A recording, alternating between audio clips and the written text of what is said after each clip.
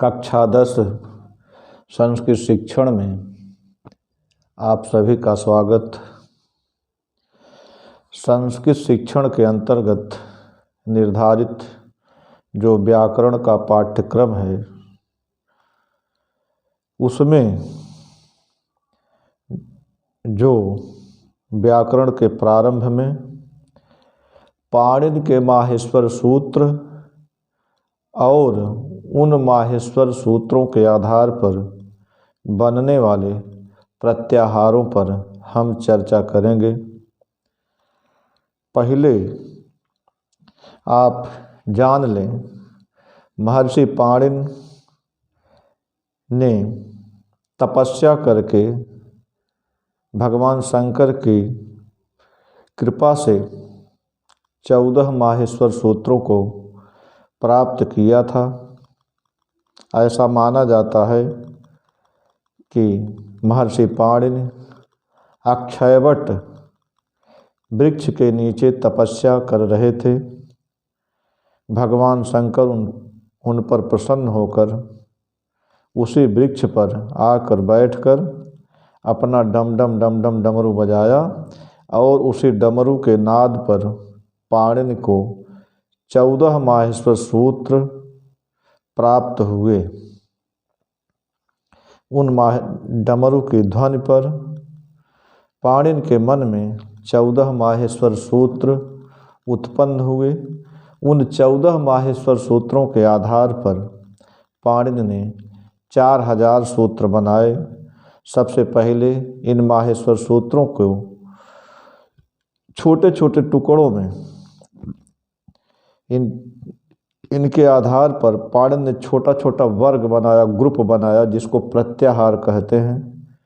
कुल 42 या 43 प्रत्याहार पाणिनि ने बनाए। इन 43 प्रत्याहारों के आधार पर पाणिनि ने कुल 4000, लगभग 4000, जिसमें कुछ कम थे, सूत्र बनाए। इन सूत्रों को जिस पुस्तक में संग्रहित किया उसका नाम अष्टाध्यायी है। उस पुस्तक में 8 अध्याय हैं।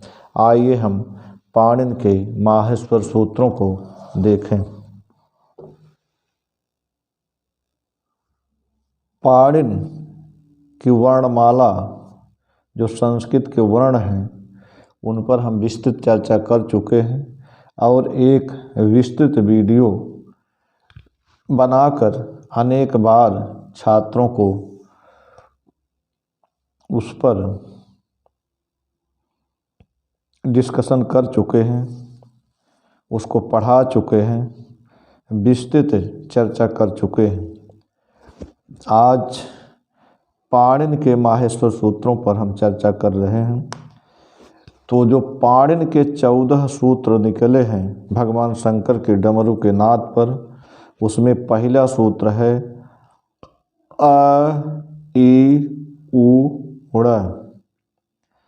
वैसे अ ई उड़ लिखा ये होगा, लेकिन पहले देखें अ ई उ उड़।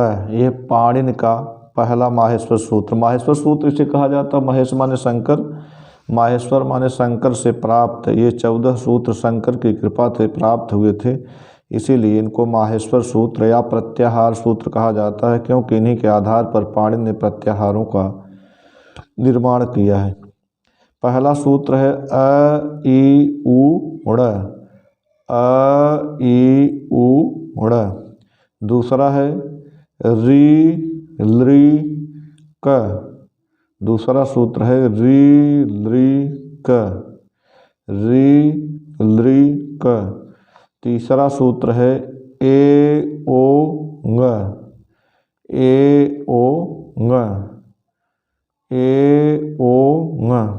चौथा सूत्र है ऐ औ च। ऐ औ च। ऐ औ च। पांचवा सूत्र है ह य व र ट। ह य व र ट। ह य व र ट। और छठा सूत्र है ल ड़। ल ड़। इसके बाद 7वां सूत्र है ङ म ङ ड़ न म। ङ म ङ ड़ न म। ङ म ङ ड़ न म। 8वां सूत्र है झ भ इय। झ भ इय। झ भ इय। 9वां सूत्र है घ ढ ध स। ध घ ढ ध स। घ ढ ध स। फिर 10वां सूत्र है ज ब ग ड द स। ज ब ग ड द स। ज ब ग ड द स। इसके बाद 11वां सूत्र है ख फ छ ठ थ च ट त व। ख फ छ ठ थ च ट त व। ख फ छ ठ थ च ट त व। 12वां सूत्र है क प य। क प य। क प य। 13वां सूत्र है स श स र। स श स र। स श स र। स श स र। 14वां सूत्र है ह ल। ह ल। ह ल। इन सूत्रों की एक खास बात है, सबसे पहले पाणिनि ने सूत्रों के क्रम में पहले स्वर को रखा है। माने कुल मिलाकर के जो पहले 4 सूत्र हैं अ ई ऊड़ ऋ लृ क ऐ औ ए ओङ ऐ औ च, इनके अंतर्गत जो संस्कृत में सभी 9 स्वर माने गए हैं उनको पाणिनि ने प्रारंभ के 4 सूत्रों में रखा है। और इसके बाद 5वें सूत्र से इन्होंने व्यंजन की शुरुआत की है। जैसे ह य व र ल ङ म ङ ड़ न झ भ घ ढ ध ज ब ग ड द ख फ छ ठ थ च ट त क प स श स ह।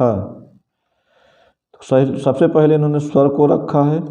उसके बाद ह की वास्तविक स्थिति अंतिम सूत्र में है जो हल है। कुछ विशेष सूत्रों के लिए आवश्यक था कि एक है यहाँ भी रखा जाए, इसलिए पाणिनि ने 5वें सूत्र में भी ह वर्ण को लिया है। 5वें वर्ण में देखें य व र और 6वें का ल। सबसे पहले स्वर के बाद पाणिनि ने य व र ल को लिया है। कहने का तात्पर्य है संस्कृत में य व र ल को अर्ध स्वर माना गया है, अर्थात अर्ध स्वर अर्ध व्यंजन। इसीलिए स्वरों के तत्काल बाद पाणिनि ने इनको रखा है। इसीलिए इनको अंतस्थ वर्ण कहा जाता है, यण को, य व र ल को, क्योंकि ये स्वर और व्यंजन के बीच में स्थित हैं। इनकी गणना वैसे व्यंजन में ही की जाती है, लेकिन इनको अर्ध स्वर माना जाता है। य व र ल 6वें सूत्र का ल और 5वें सूत्र का य व र, ये मिल करके संस्कृत में अर्धस्वर बनते हैं। इनको अर्धस्वर कहा जाता है। ह की वास्तविक स्थिति 14वें सूत्र में है। यही उसकी वास्तविक स्थिति है। विशेष प्रयोजन से 5वें सूत्र में भी ह का उल्लेख है। इसीलिए इन 14 सूत्रों में एकमात्र ह वर्ण ऐसा है जो 2 बार आया है। और एक चीज़ और, उसके बाद पाणिनि ने सभी वर्गों के, वर्ग माने क वर्ग माने क ख ग घ ङ, च वर्ग माने च छ ज झ ञ, ट वर्ग माने ट ठ ड ढ ढ, त वर्ग माने त थ द ध न, प वर्ग माने प फ ब भ म। तो सभी वर्गों का जो अंतिम वर्ण है उसको पाणिनि ने लिया है ङ म ङ ड़ न। सभी वर्गों का अंतिम वर्ण, पहले स्वर को लिया, उसके बाद जो अर्ध स्वर हैं जो व्यंजन के अंतर्गत माने जाते हैं उनको लिया, उसके बाद सभी वर्गों का अंतिम वर्ण लिया। इसके बाद इन महावस्वर सूत्रों में पाणिनि ने सभी वर्गों का चौथा वर्ण लिया, झ भ च छ ज झ, प फ ब भ, क ख ग घ, ट ठ ड ढ, त थ द ध, माने झ भ घ ढ ध, ये सब सभी वर्गों का चौथा वर्ण। उसके बाद सभी वर्गों का तीसरा वर्ण पाणिनि ने लिया, ज ब ग ड द, ज ब ग ड द, तीसरा वर्ण। उसके बाद सभी वर्गों का दूसरा वर्ण, क ख प फ छ च छ ट ठ त थ, सभी वर्गों का दूसरा वर्ण। उसके बाद सभी वर्गों का पहला वर्ण, च ट त क प। उसके बाद तीनों स को लिया है पाणिनि ने, स श स और अंत में ह को। अब आप कह सकते हैं कि आखिर जब इन्हीं आ आई और क ख ग घ ङ को लेना था तो पाणिनि ने उतना उलट फेर क्यों कर दिया। शंकर जी का आदेश था कि पाणिनि इन वर्णों को इसी क्रम में लेते, तभी इनके जो व्याकरण के सूत्र बनाने थे तभी इनके सूत्र बन पाते, इसीलिए पाणिनि ने इन वर्णों को इस क्रम में रखा है। और सबसे बड़ी चीज़, ये जो स्वरों के बाद जो व्यंजन शुरू होते हैं ह य व र, सब में अ लगा हुआ है, और सबके जो अंत में है 14 सूत्र जो व्यंजन हलंत हैं, उनका उपयोग केवल, उनकी गणना नहीं होती, उनका उपयोग केवल प्रत्याहार बनाने के काम वो आते हैं, उनकी गणना नहीं होती। जो ह या व र जहाँ से व्यंजनों की शुरुआत होती है ये सभी हलंत हो जाते हैं, माने कि जब यहाँ से हटेंगे इनको इस सभी में अ मिला हुआ है, इसलिए अ मिला हुआ कि इनका सूत्र है, इनका ठीक से उच्चारण हो सके। जब ये वर्ण यहाँ से हट करके कहीं प्रयोग के लिए जाते हैं तो उनमें अ हटा दिया जाता है और वो हलंत हो जाते हैं, माने सब में हलंत लगा करके इनसे स्वर को अलग कर दिया जाता है। तो इन 14 जो माहेश्वर सूत्र हैं इनमें सबसे पहले पाणिनि ने स्वर को लिया, उसके बाद य व र ल जो अर्ध स्वर हैं उनको लिया, उसके बाद सभी वर्गों के अंतिम वर्णों को लिया, फिर चौथे वर्ण को, फिर तीसरे, फिर दूसरे, फिर पांचवें वर्ण को, अंत में इन्होंने तीनों स को लिया और सबसे अंत में ह को लिया। यद्यपि ह वर्ण ऐसा है पूरे सूत्र में जो 2 बार आया है, पांचवें सूत्र में इसके रखने के पीछे कुछ प्रयोजन था कि कुछ सूत्र ऐसे थे पाणिनि के जो बिना यहाँ ह रखे नहीं बन पाते, इसलिए पाणिनि ने यहाँ ह का 2 बार प्रयोग किया है। और इन जो 14 स्वर हैं, 14 माहेश्वर सूत्र हैं, इनका पाणिनि ने छोटा छोटा ग्रुप बनाया। जैसे पाणिनि को अगर अ से लेकर उ तक के वर्णों के विषय में कुछ कहना था, कोई नियम बनाना था, तो पाणिनि अ ई उ ड़ अलग अलग नहीं कहेंगे, केवल अण कह देंगे। अ से लेकर के यहाँ तक के वर्ण अण, संक्षेपीकरण, प्रत्याहार यही कहते हैं, इसका अर्थ है प्रत्याहार का संक्षेपीकरण। जैसे पाणिनि को अ से लेकर के लृ तक के वर्ण को कुछ बनाना है तो सीधे अ क कह देंगे, अख, माने जैसे यहाँ कह दिए अख, अक प्रत्याहार, माने अ से लेकर के ल तक, अ ई उ ऋ लृ के विषय में कोई सूत्र बनाना है, कोई नियम बनाना है तो पाणिनि अ ई उ ऋ लृ अलग अलग नहीं कहें, केवल अक कह देंगे, माने अ से लेकर के क तक के वर्ण जिसमें अंतिम वर्ण नहीं गिना जाता। अगर पाणिनि को संपूर्ण स्वरों के विषय में कोई नियम बनाना है तो केवल अ ई उ री ली ए ओ ऐ औ नहीं कहेंगे, केवल अ च कह देंगे, अच। तो यहाँ हो गया अ ई उ री ली ए ओ ऐ औ, ये सभी स्वर आ गए। सभी स्वरों के विषय में कोई नियम बनाना होता है तो पाणिनि ऐसे कह देते हैं। और इसी तरह से ये तमाम प्रत्याहार हैं जो यहाँ 42 दिए हुए हैं, आप इनका अभ्यास करके देख सकते हैं। जैसे अण, अण से तात्पर्य है यहाँ अ से लेकर के ऋण तक के वर्ण। जैसे यहाँ अण माने अ ई उ, अक माने अ ई उ री ली, अच माने अ ई उ री ली ए ओ ऐ औ। अंतिम वर्ण नहीं गिने जाते। इसी तरह से सभी माहेश्वर सूत्र हैं, आप पुस्तक की सहायता से इनका अभ्यास कर सकते हैं, इनको समझ सकते हैं। और वर्णों पर हम चर्चा कर ही चुके हैं। हम इसके बाद आज जो पाठ्यक्रम में निर्धारित संधियां हैं कक्षा 10 के पाठ्यक्रम में, उन पर चर्चा करेंगे। हल संधि और विसर्ग संधि, दो संधि हैं।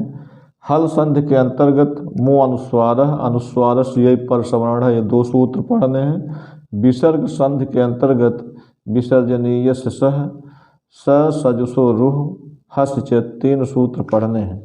इन पर हम अगले वीडियो में चर्चा करेंगे। आज यहीं तक, धन्यवाद।